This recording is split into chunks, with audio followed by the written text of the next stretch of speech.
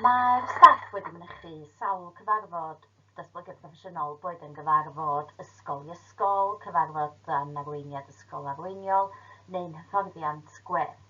Mae'r ysgol wedi bod yn arbrofi gyda dullia Donaldson o weithio ers rhyw 2 blynedd ac yn defnyddio cwestiynau ymchwil, datrys problemau ac yn gweithio'n draws gwricwlaidd. Yr her nesaf oedd plethu beth o'n i wedi bod yn gweithio arno fo fel rhan o'r i'r broses cwricwlwm i Gymru. Mewn cyfarfod staff, rydym wastad yn edrych ar ein ffocws blaenorol a'n cynllun gweithredu. Roedd hyn yn rhoi cyfle i bawb sicrhau bod yn deall beth oedd y nod ac unrhyw waith blaenorol. Un o'r pethau mwyaf amlwg oedd dehongliad pawb o'r cwricwlwm i Gymru a'r hyn oedd yn ei olygu iddyn nhw.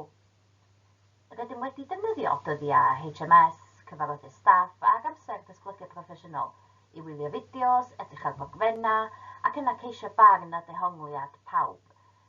Mae torri bob dim yn gamau bach ac edrych arno fel jigsaw wedi bod yn fendith i ni. Peidio trio ei ddeall a dehongli gyd efo'i gilydd. Roeddem wedi edrych ar y 4 diben, a un o'r camau pwysicaf o'r broses i ni oedd ail ymweld a thorri bob dim yn ddarnau bach, gan ddechrau efo beth oedden ni eisiau i'n plant ni. Felly, edrych eto ar y 4 diben, gweld beth yn bwysig i ni, yr ardal a'r plant. A'r hyn yr oedd yn amlwg oedd nad oedd beth sy'n bwysig i bawb yr un peth. Roedd yn dibynnol iawn ar eich oedran oeddech chi'n ei ddysgu a'ch gwerthoedd. Roedd hyn yn help i ni feddwl wedyn am ein gweledigaeth ac ein nod fel ysgol. Treuliodd y staff amser yn datbacio 4 diben gan aralleirio, symleiddio ac i roed mewn iaith y plentyn. Cafodd y disgyblion gyfle i greu cymeriadau yn cyfleu y 4 diben, a bu'r llywodraethwyr cael cyfle hefyd i roed ei mewnbwn. Mwyn creu cysondeb a continiwwm dysgu, mae'r 4 diben yn edrych yn ei fath drwy'r ysgol, ond wedi symleiddio yn y cyfnod sylfaen, gyda'r dosbarth meithrin a derbyn yn defnyddio lluniau.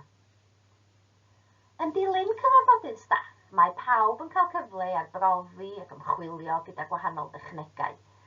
Mae'r broses datbacio hefyd wedi digwydd gyda'r 6 maes dysgu a phrofiad, gyda'r staff yn mynd ati ar y lleirio i gnoi cil ar y datganiadau yr hyn sy'n bwysig. Dwi'n berson gweledol, ac felly mae matrics o'r cyrsiau y cyflwyniadau gwe wedi bod yn gymorth i ni allu cael ein pen rownd yr holl ddarnau jigsaw mewn ffordd. Yn bendant mae'r rhyddid i arbrofi gyda technegau a dulliau a pheidio bod ofn os ydy rhywbeth ddim yn gweithio yn allweddol yn y broses. Un peth arall rydw i wedi ddysgu o'r broses yma ydy fod dehongliad pawb yn medru amrywio, ac fod cymryd fod rhyw dehongliad chi a nhw yn ganiataol yn gam mawr yn y broses.